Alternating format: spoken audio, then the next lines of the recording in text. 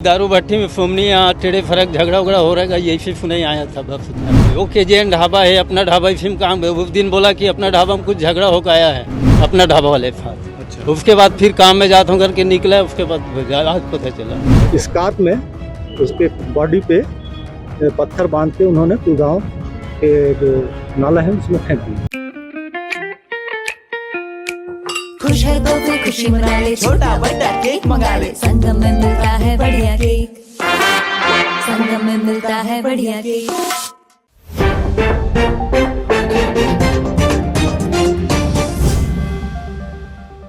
पांच दोस्त जिन्होंने अपने ही दोस्त के साथ दृश्यम फिल्म को दोहराने की कोशिश की, लेकिन पुलिस की सख्ती के सामने टूट गए। मामला राजनांदगांव जिले का है, लेकिन पहुंच गया दुर्ग तक। नमस्कार, मैं हूं मयंक चतुर्वेदी और आप देख रहे हैं तीरंदाज। पूरे घटनाक्रम अब आपके सामने विस्तृत रूप में। राजनांदगांव के बेगाटोला निवासी दिनेश अडिल 17 जून से लापता था। जब वह घर नहीं पहुंचा तो उसके परिजनों ने सोमनी थाना, जो कि राजनांदगांव का थाना है, वहां एक शिकायत दर्ज कराई कि दिनेश का कुछ पता नहीं चल रहा है। पुलिस ने उसकी खोजबीन शुरू की और खोजबीन के बाद जो कहानी आई वो बहुत ही चौंकाने वाली है।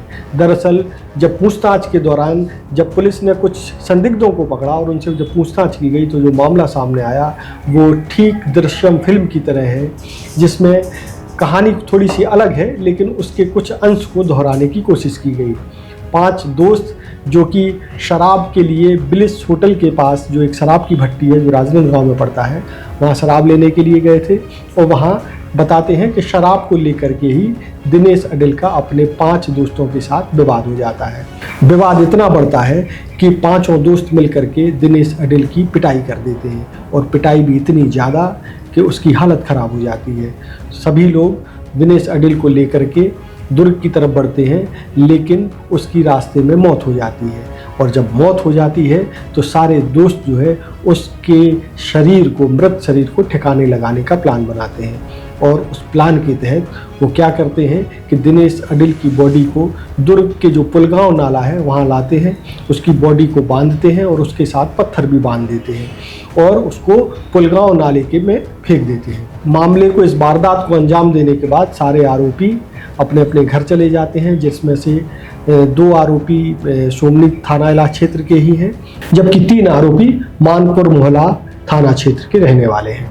अब जब पुलिस को ये पता चलता है कि दिनेश अडिल को जो है उसकी जान लेकर के उसको पुलगांव नाले में फेंका गया है, तो आज यानी कि 6 जुलाई को पुलिस जो है उसकी बॉडी की तलाश करने के लिए पुलगांव नाले में उतरती है।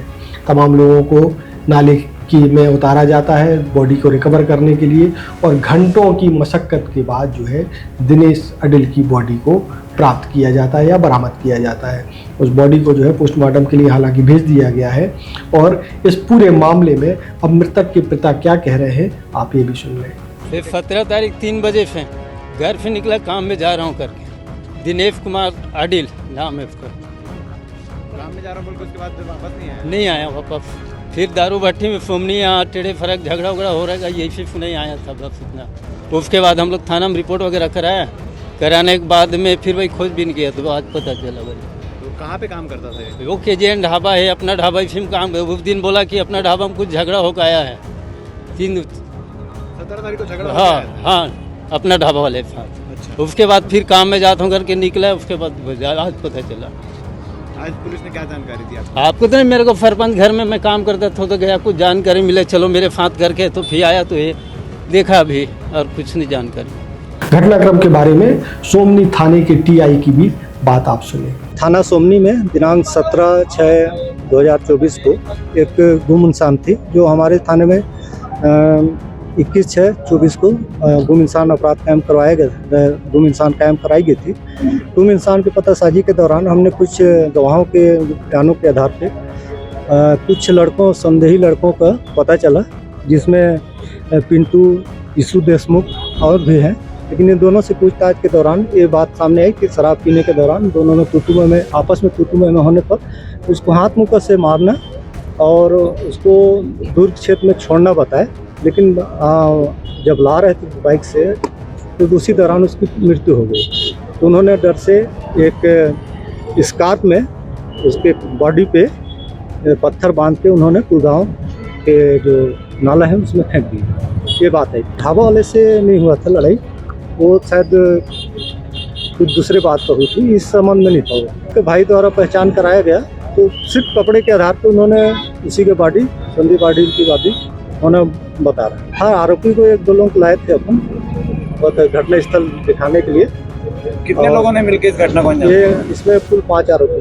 कितने अभी अरेस्ट तो नहीं हुए हैं, बस संदेही के तौर पे हैं, क्योंकि मामला अभी अपराध विवेचना पे रहेगा, अपराध जांच पे रहेगी। गुड़गांव थाना द्वारा भी इसको मर्ग जांच के बाद ही हम अपराध कायम करेंगे और इसमें गिरफ्तारी की। तो जैसा कि आपने मृतक के पिता तुलसीराम और सोमनी थाने के टीआई रामेंद्र सिंह को सुना, अब इस मामले में आगे की और भी छानबीन जारी है, क्योंकि सभी लोगों की गिरफ्तारी अभी नहीं हुई है। आगे बहुत ही जल्दी पुलिस का जैसा मानना है कि बाकी आरोपियों की भी गिरफ्तारी कर ली जाएगी। छत्तीसगढ़ और देश और दुनिया की ताज़ा तरीन खबरों से अपडेट रहने के लिए आप तीरंदाज को सब्सक्राइब करना बिल्कुल ना भूलें। नमस्कार।